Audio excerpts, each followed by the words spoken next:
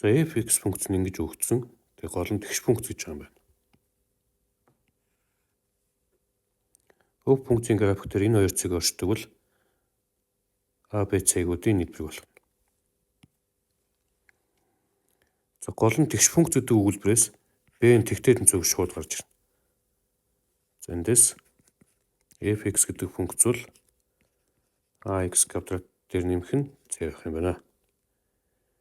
За энэ функц энэ цэгийг дайрна гэдгээс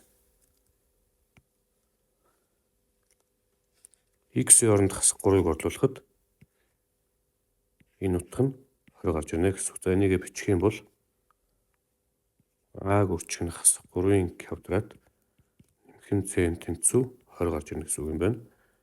За мөн адилхан 2 10 гэсэн цэгийг дайрна гэдэг нь x-ийн оронд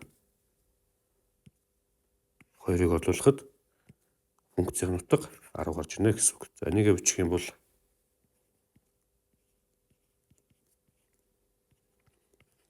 ийм байна. За энэ систем зэрэг биелж явах ёстой.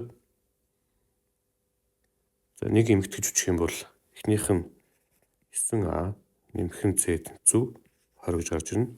Дараагийнх нь 4a дээр нэмэх нь c тэнцүү 10 гэж гарч ирнэ.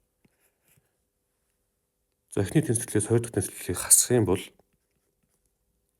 c-гүүд нь устдаад 5a тэнцүү 10 гэж гарч ирээд a нь 2 гэж болтно.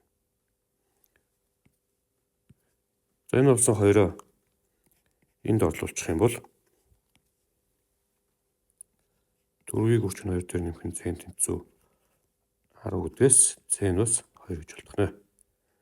За мэдээж хэрэг b-ийн тэгтэй тэнцүү байгаа. Тэгээ a нь 2, энэ 3-ыг нэмэх юм бол мэдээж хэрэг 4 гарч ирнэ.